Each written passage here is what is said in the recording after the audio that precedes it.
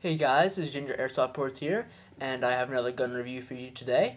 This is of the KJW M9 Elite. It has the white barrel and the tactical rail. And since this is a pistol review, I'm not going to have to use my big camera with on the tripod and everything. So I'm just going to use my webcam. So before I get into the whole review, I'm going to give you a little history of the Beretta M9. The Beretta M9 was designed in the 1980s by the family-owned Beretta company. The M9 was designed as a replacement to the aging M1911. The competition required that the gun follows NATO standard ammunition, the 9mm parabellum. The Beretta narrowly won, and has served in the Persian Gulf War, Operation Enduring Freedom, and Operation Iraqi Freedom.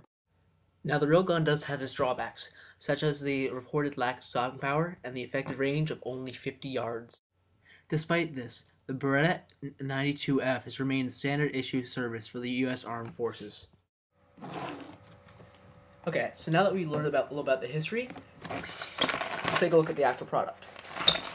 Take off the box top, and sorry, that was my phone. Take off the box top, you'll get a catalog with all these different types. My phone again. All these different types of guns that they have.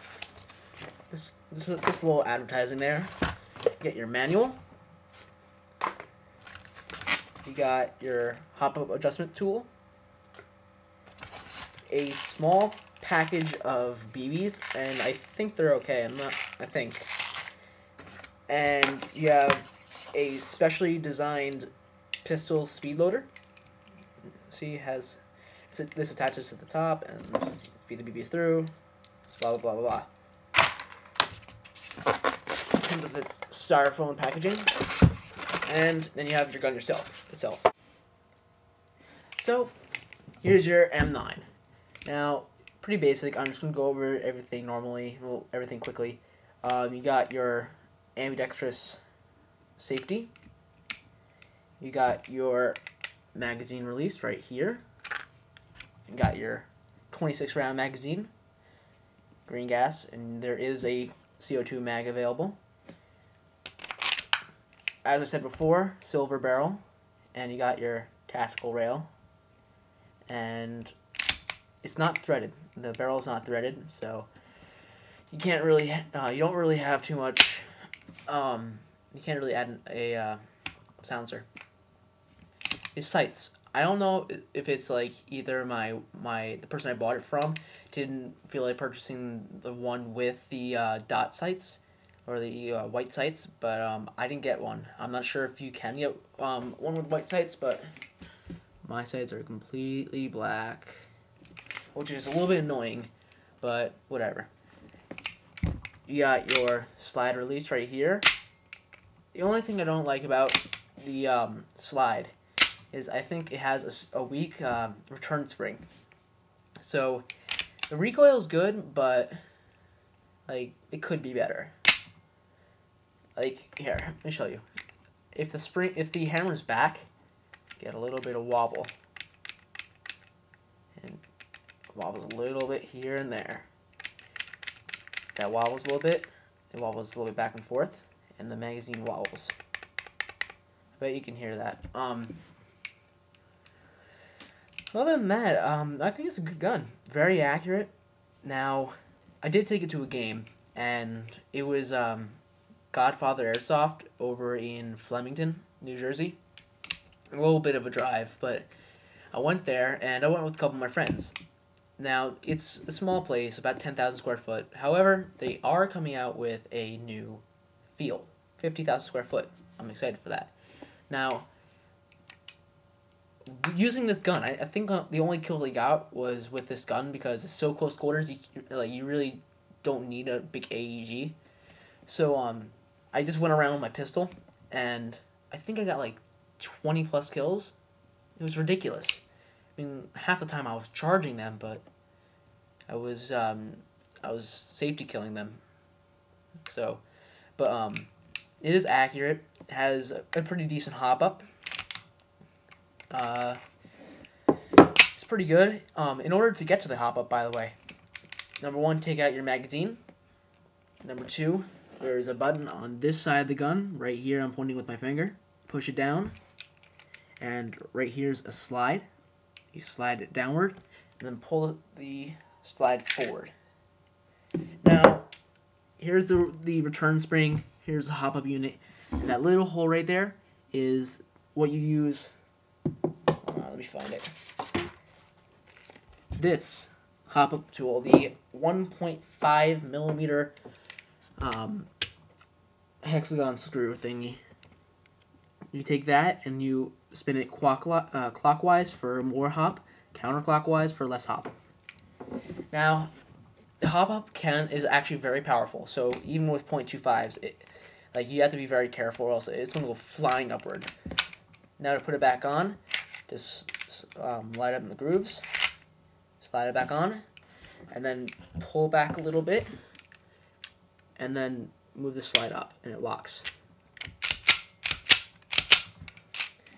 Now, in order to load your gas, you need clean gas, or you can get propane.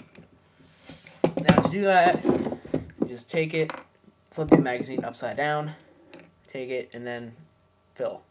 But I do not feel like wasting gas. But this is a very accurate gun. I mean, this is a really accurate gun. I mean, I'm hitting a tree. I have a tree about 140 feet back in my yard, 150 feet, and it's actually reaching out and actually hitting it.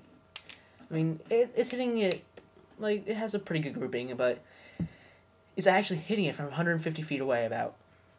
Now, I wouldn't recommend using this gun for about 150 feet because it just won't have enough power in order to go that. Like, it has enough power to go there, but it won't be traveling at a really high speed.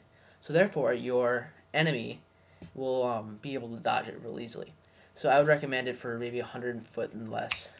But it's a really good gun. I actually got, if you have a good, one thing I noticed was, I think this applies with all gas guns, the faster you fire it, the more gas you use up faster. Now, if you have controlled shots, like bam, bam, then you can get, I got like 2 mags out of 1 good fill. That's pretty good. I mean, if you don't have it up, if you don't fill it correctly, like if you have it like that, then you're not gonna have a good fill. I mean, that's just basic airsoft knowledge, but yeah. Personally, I don't know if I'm gonna be using this rail. I only got this version because it was the only one at the local store. Preferably, I would have wanted the black barreled version without the rail, the mil-spec version, but whatever. That's pretty much it. Other than that, yeah, it's a great gun, very accurate. I would recommend it for 100-foot distance engagements, and yeah, this is a great gun. I would recommend it. I recommend you buy it. It's actually relatively cheap compared to KWA's. It's $110. I mean, I got it at a local store, so it was like a lot more expensive, but it's a good gun. I recommend it. Now, I just want to make a quick announcement for a local paintball field. New Breed Paintball in northern Jersey. Now, they started selling airsoft gear at their local store, but I mean, it is a little bit like more expensive than online stores, but you're still paying $10 shipping, so it's not too much. It's not too bad, but they are trying to. They have airsoft games every other weekend, but they haven't really advertised it that well. They just put it on their website, but they really haven't advertised it. Now, I want to get the word out so people know about it. They have games every other Sunday, or every other Saturday, I believe.